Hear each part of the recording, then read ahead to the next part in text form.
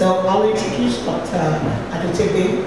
He is known to some of us because he's a passionate advocate of cooperatives and credit unions. So I'm in a sense using this opportunity to tap his knowledge. And if you can link it to the trust and the kind of work all communities need to do, I'll be very grateful.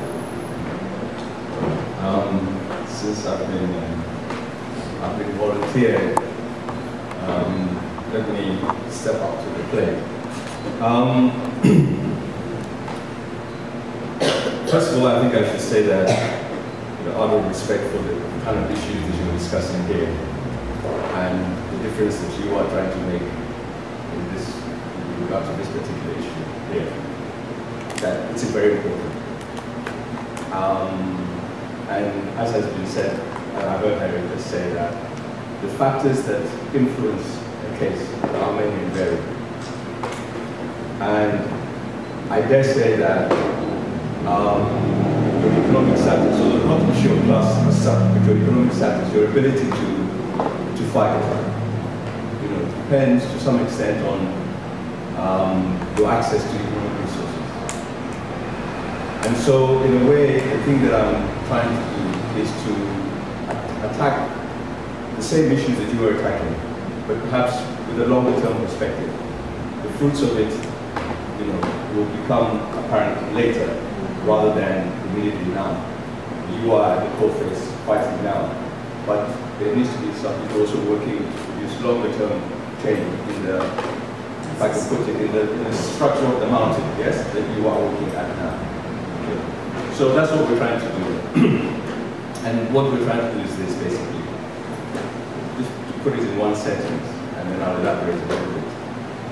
What we're trying to do is to create a nationwide credit union for African people, by which I mean Africans from the continent and from the Caribbean, which, when it accumulates the funds that the countries will accumulate, will use those funds to support people to establish their own businesses, their own cooperative businesses. So that's the idea. It's a very simple idea. Yeah. There are a number of key things in there that some people push. The first thing people say is, why cooperatives? For two reasons. One, that from a financial point of view, it is always safer to lend to a group of people than to an individual. Okay? And so that's one reason. Another reason is that we're trying to uplift the whole community. I know employers say that they're doing a favor by providing us with jobs. But we're doing them a favor by working for them, literally. Because when we work, they get rich. Yes? And so what we're saying is that let us do the thing together. That way we try to keep the community together. So that's one aspect of the problem. Okay. The other thing about why a credit union. Africans have a culture of collective saving. If you're from the Caribbean, you know something called partner, which we call rotational lending, where everybody saves and every month you give it to somebody. Yeah? Okay. We do it in West Africa, where I come from, we call it susu. Yeah? And across the continent, different people do it with different names. And a lot of people do not know, and especially a lot of English people do not know, that the first credit unions in England were started by people from the Caribbean. So in a sense, we are going back to our roots.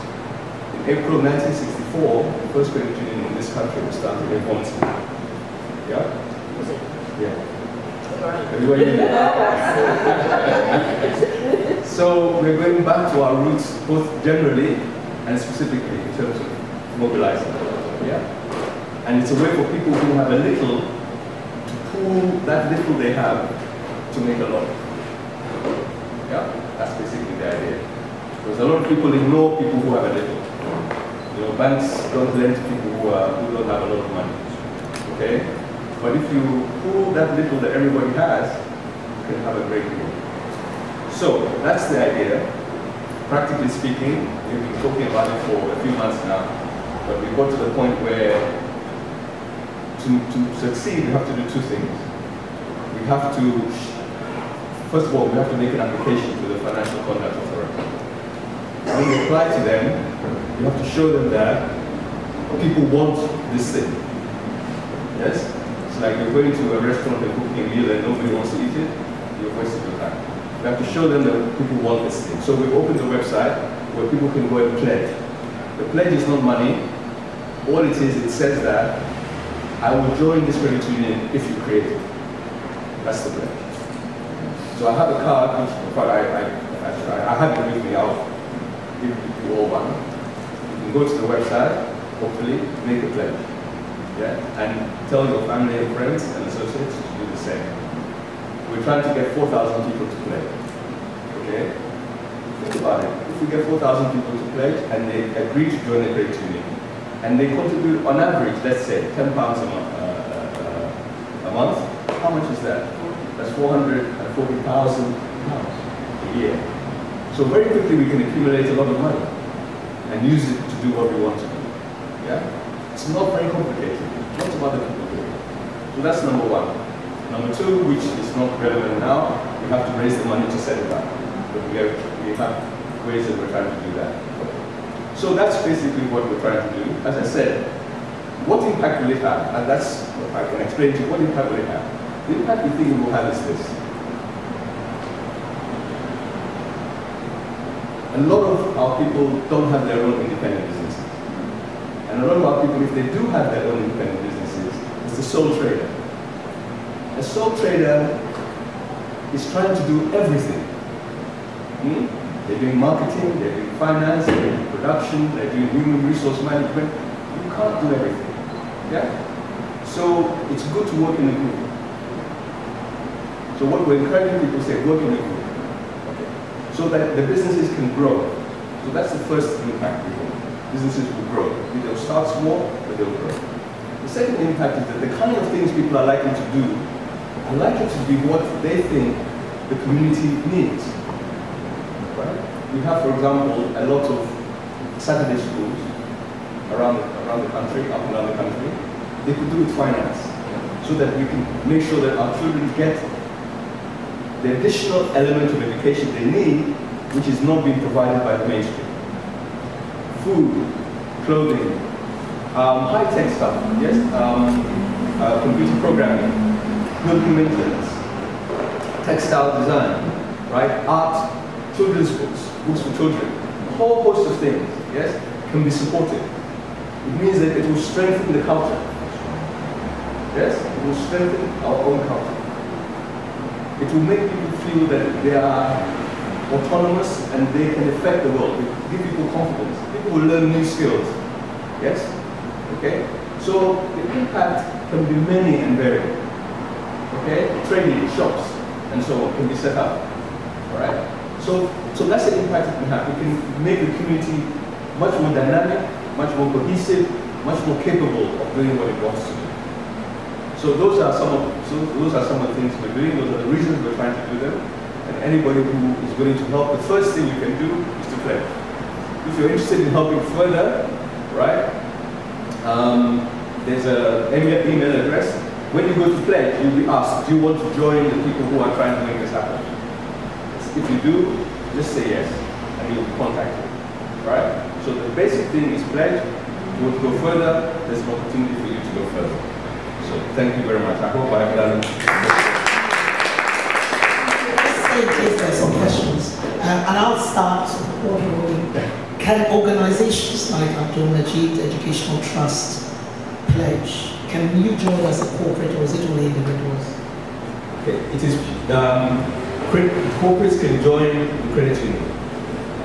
Yes, corporates, because that's the whole point, yeah? Until 2012, credit unions in this country could only have individuals as members. They were not allowed to have businesses as members. But after 2012, they were allowed to have businesses as members. So, in terms of the pledging, by all means, a corporate can pledge. Yes, an organization can pledge.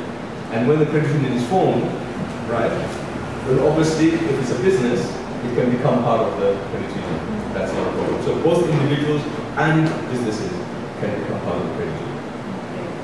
Thank you very much. Are there any questions or comments about this?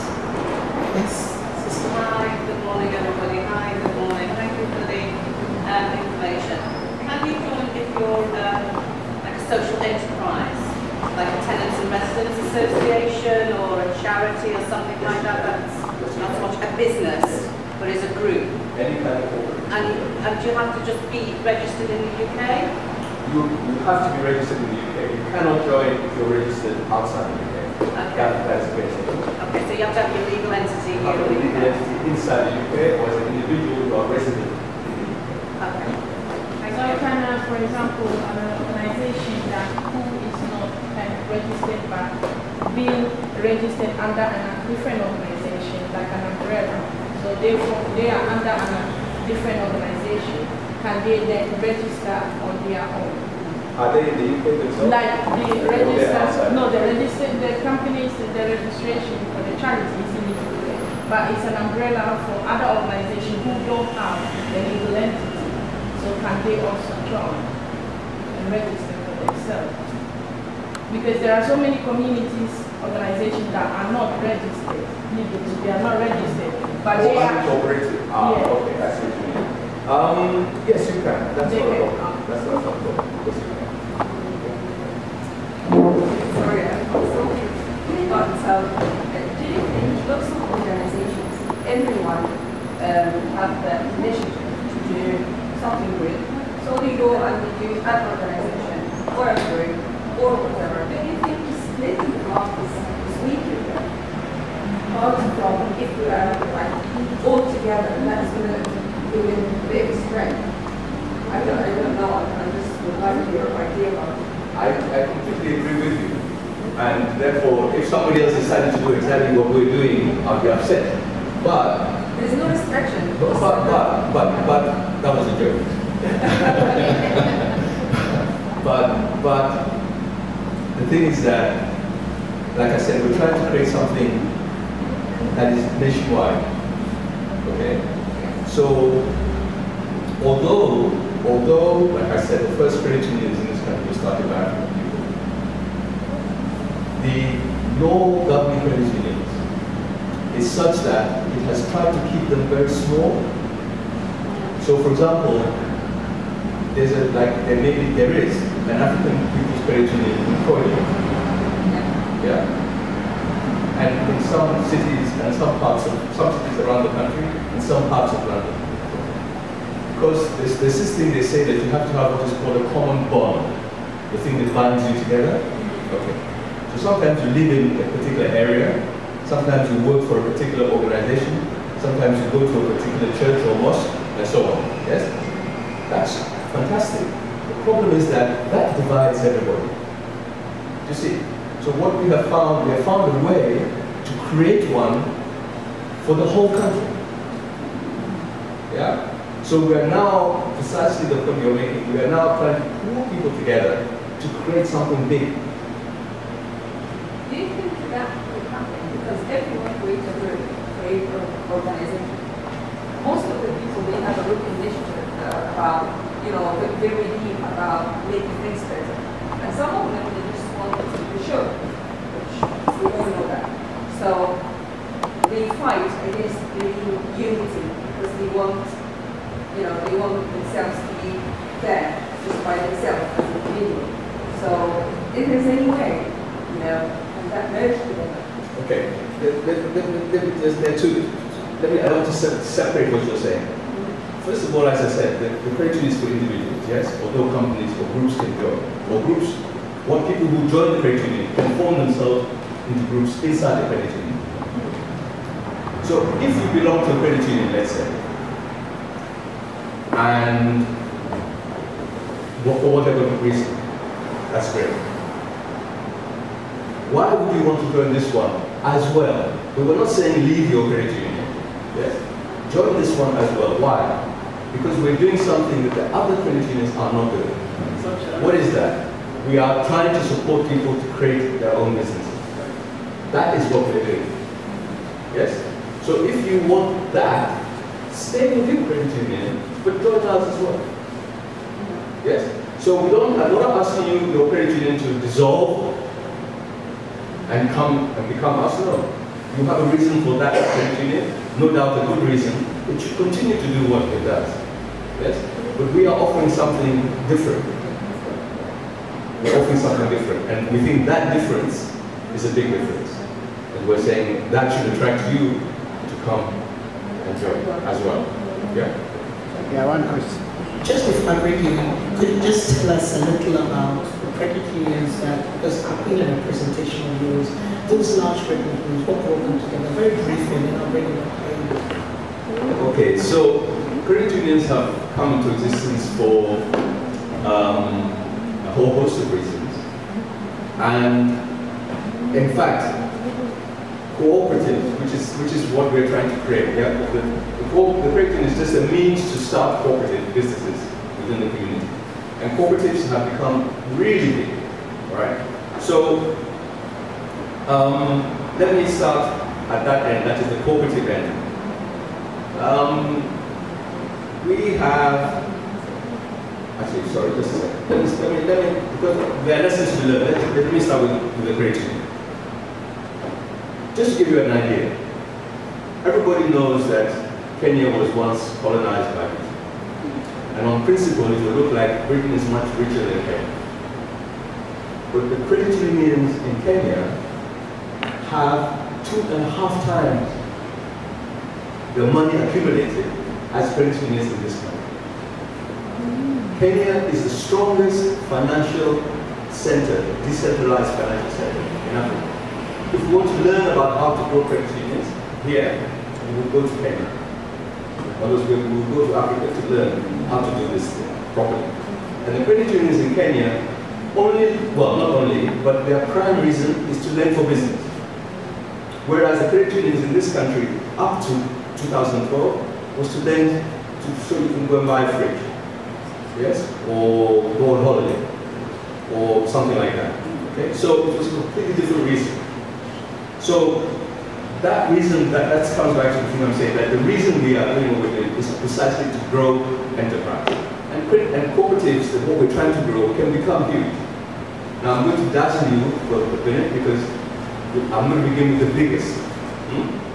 The biggest credit cooperative in the world was started in 1957 in Spain. That credit union that cooperative, I beg your pardon, has 85,000 people in it. They produce many, many different things. They have a co-op like we have here. They produce industrial goods, they produce washing machines, dishwashers, fridges, and so on. They produce parts for cars, parts for computers, parts for airplanes. Their annual turnover, they have a university, which is a cooperative, inside this group of cooperatives. Their annual turnover is not 1 million or 1 billion, but 13 billion euros every year. That is the same as just about 40% of Mercedes Benz. That's a cooperative. John Lewis, which you all know, is a cooperative. Yes? So this kind of businesses which are owned by the people that work in them, and that's all it is. It's businesses owned by the people that work in them, can be very strong. They're not encouraged in this society because we prefer businesses owned by people who are outside the business. That's what we prefer, yes? We call them investors. They say, this is my business, I can buy shares in it, it's mine, and all the profits come to me. But if it's a cooperative, you work in a business and all the profits go to you, who are already the ones who are working. Okay. So we are trying to grow something which can become really very big if we want it to be. Yes? We have to look high, right? And make something really strong. And when it is really big, then when we want to do something, we have the means to do it. Yeah, it's similar to what we have in Ethiopia. It's called Edder. Yeah, because before the banking system was introduced, people had to save money somewhere and to help each other, during adverse times, people should support each other, and they have to invest in there so that they can easily withdraw money and get the support. My question now is about the safety net of that organization. Okay. Some people could live somewhere. You said they have to be registered in the UK, they have to, but some people could also move abroad in the middle of the world, and they might claim some money which they have deposited or they have contributed. Is there any way they can retrieve money or anything like that? Okay, I mean, there is always, every banking business has a problem of bad debts, non-performing loans as they call them, yes? So you have to worry about that, and you have to develop systems for that. But this is why I said that lending to a group is safer than lending to an individual. Because if you have a group that has a business, yes, then it is much harder for that to walk away, to disappear. Yeah? But there is a safeguard. There is a safeguard. In this country, there's something called the Depositor Insurance Scheme. If you put money into an organization, a financial organization, that is regulated by the Financial Conduct Authority, that money is automatically insured. Up to £85,000. Okay? So if you have money in the bank, you might be a millionaire, and you might have money with Barclays Bank. If Barclays Bank goes bust, your money up to £85,000, you will get that back. More than £85,000, no. When we start, most of us will not have up to £85,000. So, practically speaking, our money is safe. Yes? So long as we are regulated, we get the license and we are regulated, the money that goes into the credit union will be safe.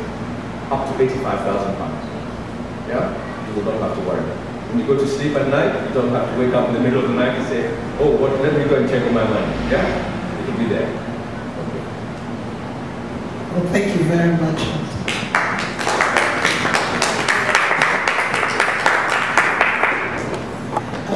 Unfortunately, Harriet has to leave because she has another appointment, and I'd like her to give us a few closing remarks before she goes. As you know, she has touched on a lot of subjects, but so really, it's really about unexplained death. And that's how she came in contact with the family that started the Abdul Majid Educational Trust. Well, thank you again very much for inviting me. It's been very interesting to learn something about credit unions as well, which was an unexpected pleasure.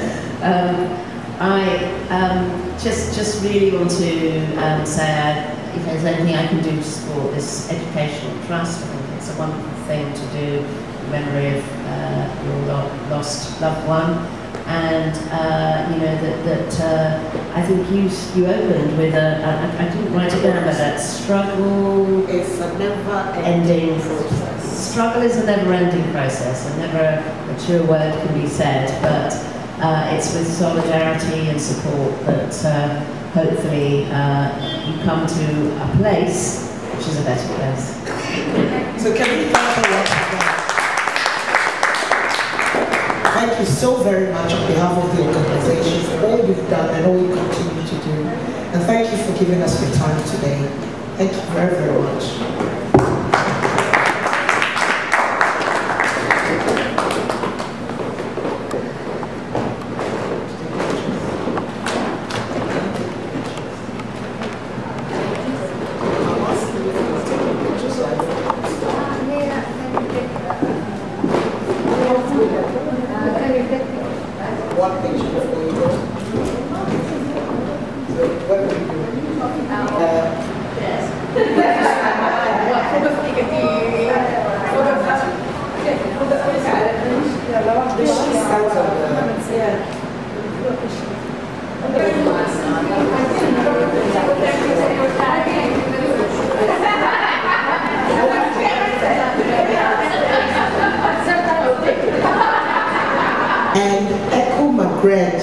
Has written this inspirational poem. For those of you who know about the decade for people of African descent, it has 3 strands: recognition, justice, development. And in a sense, Eko's poem is about recognition, about identity, and about self-confidence and empowerment. So Eko, over to you. Thank you very much.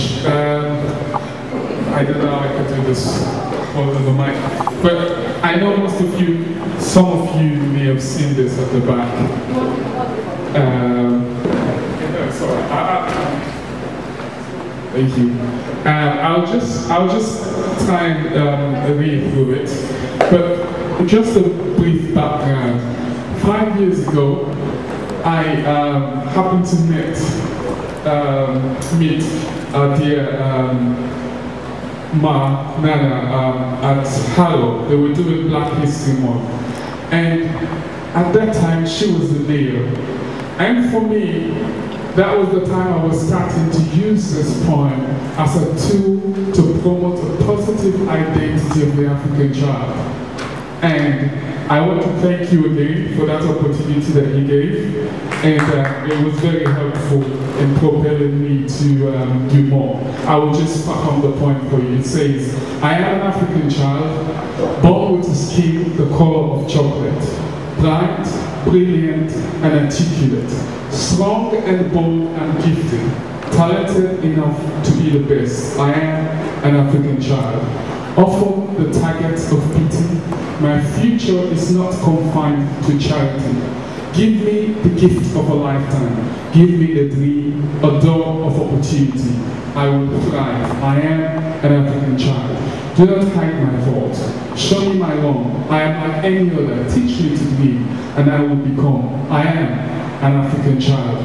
I am the son, the daughter of the soil, rich in texture and content, full of potential for a better tomorrow. Teach me discipline.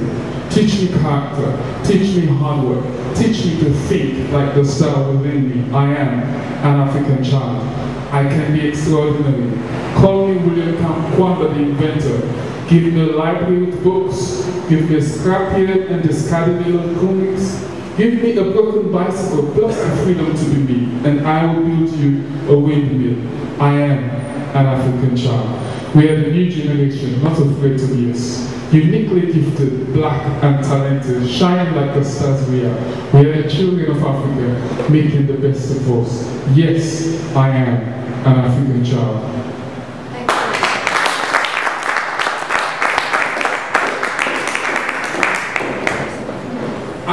I've been surprised with what has happened with the poem. If you go online and just type African child poem, it will come up. It's being used in schools in the Philippines.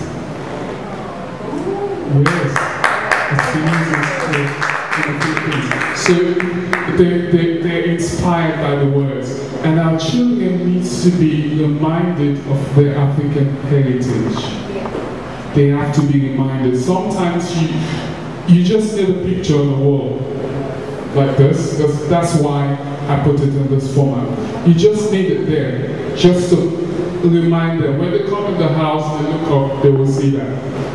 And I got the idea to do this because my dad had a picture in the house of an African. My dad used to be here. My dad was here in the 40s.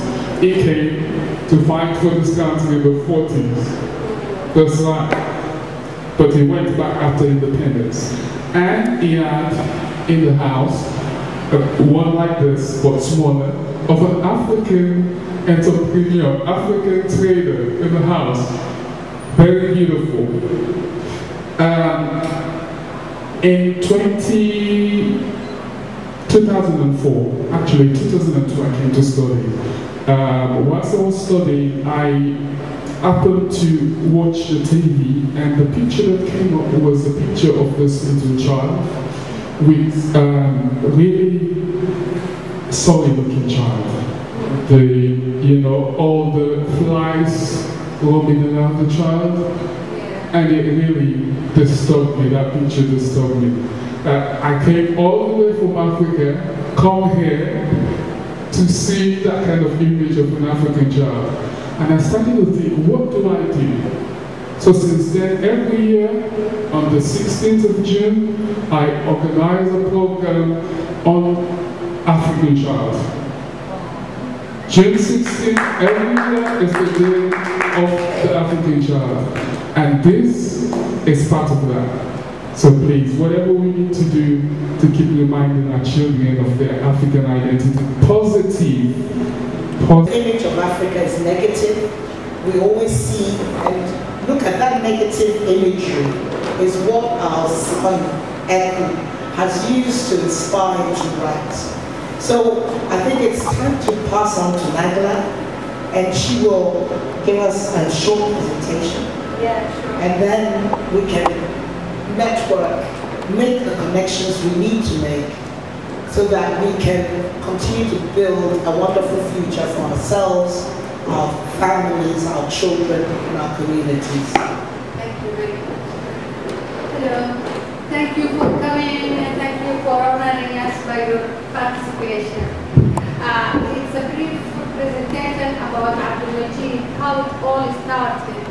Abdul-Majid was born in Leamington in Warwickshire on 18th of November 1975. He grew up in Sudan and returned to UK as a teenager to live, study and work. His young life was cut short when he passed away on the 21st of June 2013 in the tragic accident we heard about. We are not happy with the police investigation of this case. This is Abdul-Majid. On the night of the 21st of June, Abdul-Majid passed away. His sudden death was a strong, shocking blow to the family, particularly his mother.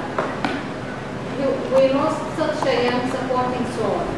Abdul-Majid was kind, caring, generous, and giving. He gave and donated secretly without letting anybody know what he was doing. I lived with him in his flat for 2 years and witnessed his big heart and welcoming attitude. We hereby confirm that we will continue what he started and celebrate his life with generosity, giving, and support, continuous support. This is Abdul-Majid with his mother. From the grief and sorrow, Raja managed to remember her son and reward his young, lost life with sadaqah and charity. In 2014, she sponsored the graduation project of a young engineer to be implemented in 2 primary schools in Khartoum. The project is to dig wells which schools itself and connect it with taps to provide clean cold water to school pupils in the Diyum al-Sharqiyya primary school. In the first memorial of the tragic death of Abdul-Majid, 2 wells were built in 2 primary schools in Khartoum to provide access to clean water for 30 pupils. This is Abdul-Majid with his family. His mother said this is not enough to reward the lost young soul. She went on sponsoring a young family to help them provide for 3 children to continue their education. Also, she got involved with many charities and mosques, giving all what she can afford. In 2017, Raja thought, why can't I go continental? The water project is needed all through Africa. Children are dropping out of education because of wars, famine, poverty. How can I help? Then she came up with the idea of establishing the trust, which will adopt pioneering projects to provide clean water and education support for pupils and students all through Africa. In the 4th memorial of Abdul-Majid, that on the 21st of June 2017, she established Abdul-Majid Educational Trust. Please this way. Today, in the 5th memorial of Abdul-Majid, we celebrate all the charity work and hope to expand with the support, with your support, to provide for the deprived African child. This is Abdul-Majid with his family, me, Raja, and our family.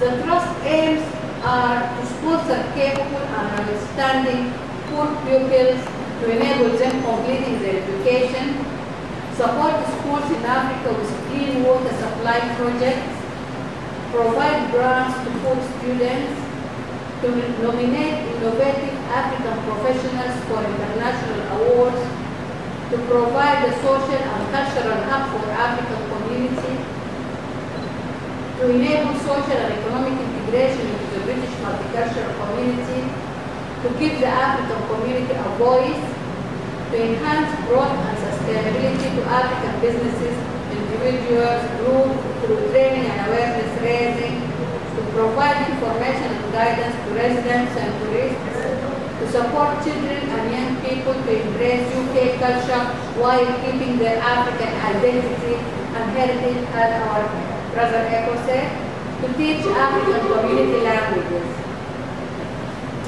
This is again Abdul Majid with his family, this is Abdul Majid with his sister, and this is Abdul Majid of the education trust.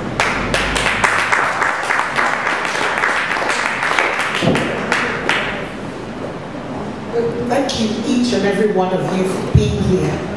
There are some refreshments in the back. Please help yourself. And I hope that you'll be part of the continuing story of the Abdul Majid Educational Trust.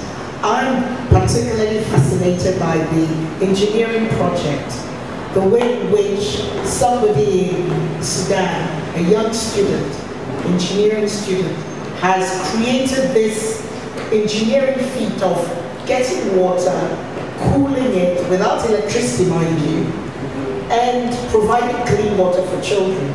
So this is sustainable, it's environmental, and it is a radical way of going forward. So hopefully we'll all be part of this journey.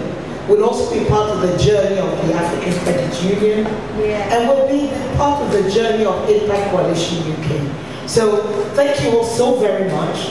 I hope you also support our son Echo, because that poem is inspirational, and it will help us to, you know, at the time in the UK, one of our problems is young people killing each other for something so senseless that we, the adults, don't understand. But maybe if we can share this with them, this poem that is inspiring them to be their best, then maybe we can start changing their future. But all of this can't be done unless we work together. And I'll end with the same poem I started with, or the same statement, and it's by Coretta Scott King, the widow of Martin Luther King. And she said, struggle is a never-ending process. You win it and earn it in every generation. So if you think justice is done just, oh, they've done it, we need to do it together. So it's a never-ending process. We need to win it. We need to earn it in this generation. And hopefully we can do that together. Thank you very much.